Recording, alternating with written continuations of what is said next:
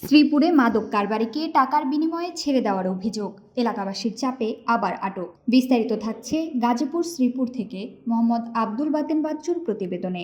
গাজীপুরের শ্রীপুর উপজেলার তেলিহাটি ইউনিয়নের আশা রোডে চিহ্নিত মাদক কারবারি আইনালকে প্রশাসন ধরে 40,000 টাকার রফা দফা করে ছেড়ে দেওয়ার অভিযোগ উঠেছে। পরবর্তীতে এলাকাবাসী ক্ষিপ্ত হলে আবার আইনালকে গ্রেফতার করে শ্রীপুর থানা পুলিশ। ঘটনাটি ঘটেছে শ্রীপুর উপজেলার তেলিহাটি ইউনিয়নের জৈনাবাজার আশা রোড আইনালের নিজ বাসায়।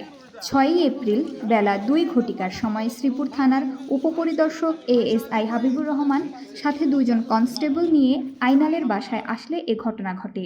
পুলিশ আইনালকে বাড়ি থেকে আটক করার পর টাকার বিনিময়ে ছেড়ে দেওয়ার অভিযোগ এলাকায় জানাজানি হলে পরবর্তীতে এলাকাবাসী ক্ষিপ্ত হলে আবার তাকে আটক করে নিয়ে যায় শ্রীপুর থানায়।